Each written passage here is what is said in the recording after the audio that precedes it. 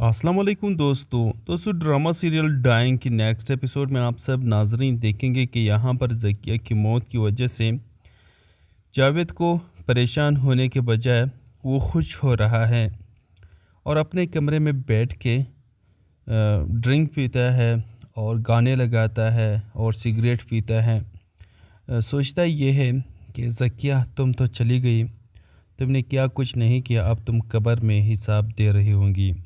अच्छा होता तुम कुछ अर्सा पहले ही इस दुनिया से चली जाती तो मुझे सुकून मिल जाता। और वो मज़ीद कहता है कि मुझे उस बाबा के पास जाना चाहिए, उसका शुक्रिया अदा करना चाहिए जिसने तावीज़ दिया, और उसे ये बताना चाहिए कि शफा पर तो वो तावीज़ असर ना कर सकी लेकिन ज़किया पे वो असर कर बैठी और ज़किया को इस दुनिया से ले उड़ी।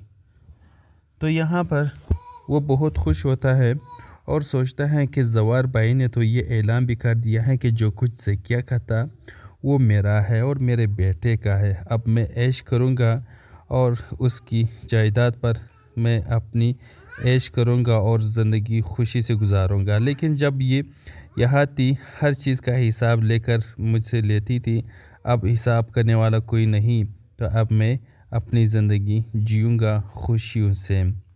तो यहाँ पर आप देखेंगे कि जब जावेद ने रो रो करके ज़वारशा से कहा कि ज़किया मरी और ज़किया के मरने के बाद हमारा क्या होगा, हमारा तो कोई ठिकाना नहीं है और ना ही हम कहाँ जाएंगे, हम क्या करेंगे। तो ज़वारशा यहाँ पर उसे बता देता है कि तुम लोग कहाँ जाओगे, तुम लोग कहीं भी नहीं जाओगी, तुम लोग यहीं पर रहोगी और जो कुछ ज़किया का है वही आप और आपकी बेटी का ही तो है ना।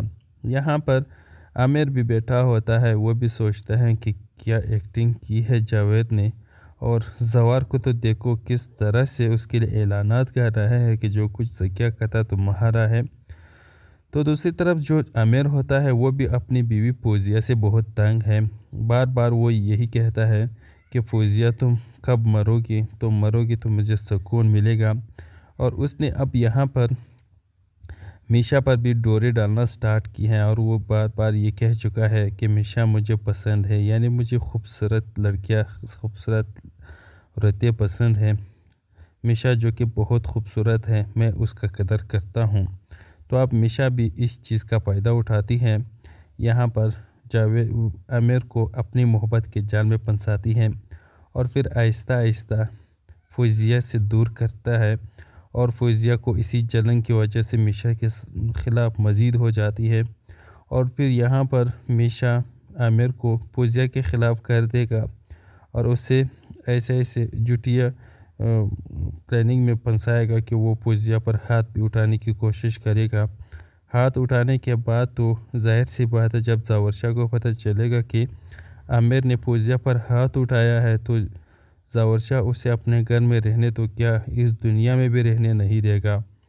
तो जब ये सब कुछ ज़वारशा के सामने आएगा तो ज़वारशा जावेद आमिर को अपने घर से धक्के दे कर के निकाल देगा। तो इस तरह से मीशा के रास्ते का एक और कांटा निकल जाएगा। तो जावेद भी कोई गलती कर बैठेगा और मीशा उसकी गलती ला कर के ज़वारशा के सामने ला कर रख देगा। तो इसी वजह से जावेद को भी ज़वारशा अपने घर से धक्के दे कर के निकाल देगा, क्योंकि अब यहाँ पर कोई नहीं है जो जावेद को बचा सके। क्योंकि पहले अगर उनके साथ कुछ होता या फिर ये ऐसा कोई भी हरकत करता तो ज़रूर ये अपनी बीवी ज़किया का ज़िक्र करता कि मैं ज़किया का शोहर हूँ, आपका बहनोई हूँ, हम कहाँ जाएंगे। लेकिन यहाँ पर अब जब ज़किया ही नहीं रही तो वो किसका वास्ता ज़वारशा को देगा, और ज़वारशा को भी इन लोगों का क्या जो रिश्ता था वो तो ख़त्म हो चुका है। उसकी बहन का रिश्ता इस बंदे के साथ था, लेकिन अब उसकी बहन का रिश्ता इनसे ख़त्म हो चुका है, तो इसीलिए एक मिनट भी नहीं लगाएगा उसे इस घर से निकालने में। तो फिर यहाँ पर वाजिद को भी इस घर से निकाल देगा। तो यहाँ पर फिर 3 घंटे ख़त्म हो जाएंगे इनके रास्ते से मीशा के, और फिर 1 घंटा बचता है फौजिया के लिए भी एक चाल बिछाएगी।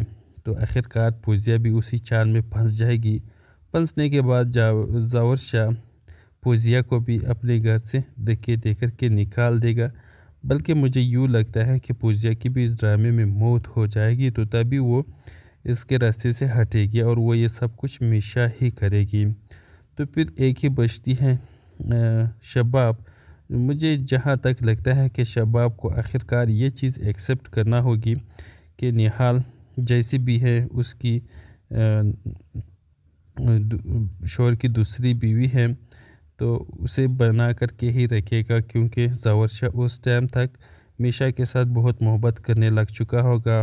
وہ میشا کے بغیر سوچ بھی نہیں سکتا ہوگا، اور وہ یہ اعلان بھی کر چکا ہوگا کہ میں میشا سے محبت کرتا ہوں اور ان کے ساتھ شادی کرنا چاہتا ہوں۔ لیکن تب شباب بھی کچھ نہیں کر سکے گی، کیونکہ ظاہر شاہ ان سے محبت کرتا ہے، اور اب بھی اس کی حیثیت اس گھر میں ایک دو ٹکی کی ہو گئی ہے، ایک نوکرانی جیسی کی ہو گئی ہے۔ لیکن میشا جو نوکرانی ہے وہ یہاں پر اس گھر میں راج کر رہی ہے، مالکن بنی ہوئی پھرتی ہے۔ تو یہاں پر اسی وجہ سے شباب کو مجبوراً اس کے ساتھ بنا کر رکھنا پڑے گی اور ایکسیپٹ کر لے گی، دونوں ظاہر شاہ کی زندگی میں آ جائے گی دونوں کو، اور آخرکار ڈرامہ ایک ہیپی اینڈنگ کے ساتھ اپنے اختتام کو بھی پہنچ جائے گا۔